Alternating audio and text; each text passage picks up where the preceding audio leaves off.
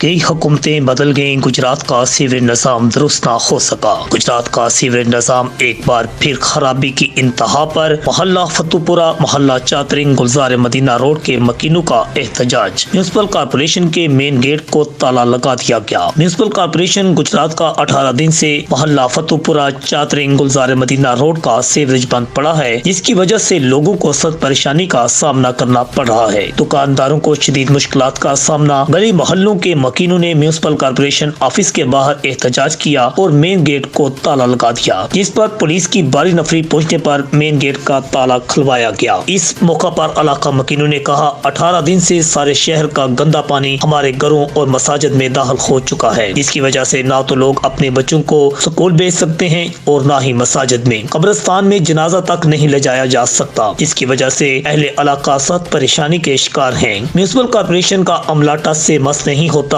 सबसे ज्यादा जुल्म हमारे इलाका के साथ किया जा रहा है। म्यूनिसिपल कॉर्पोरेशन के मेयर हाजी आसिफ रजा मेमदा और चीफ ऑफिसर के साथ अहले इलाका ने मुज़ाकरात किए, जिस पर उन्होंने कहा कि आपके इलाके का मसला हम पूरी कोशिश के साथ हल कर रहे हैं, क्योंकि ये सीवरेज लाइन इसलिए बंद पड़े हैं कि इसके अंदर पैकिंग का सामान फेंक दिया गया है, जिसकी वजह से सीवरेज का मेन होल बंद रखा गया है, जिसकी वजह से आप लोग मुश्किलात का शिकार हैं, मगर 1-2 रोज में ये मसला हल कर दिया जाएगा। अहले इलाका का कहना था कि आप लोगों को चाहिए कि जहाँ जहाँ पानी खड़ा है वहाँ पंप लगाकर लोगों को मुश्किल से निकाला जाए। गुजरात के सीवरेज का निज़ाम जो है कई हुकूमतें बदलने के बावजूद आज तक हल न हो सका है, इसकी वजह से अहलिया ने गुजरात सरापा एहतजाज हैं। आकाश नियाजी, अल अदना न्यूज।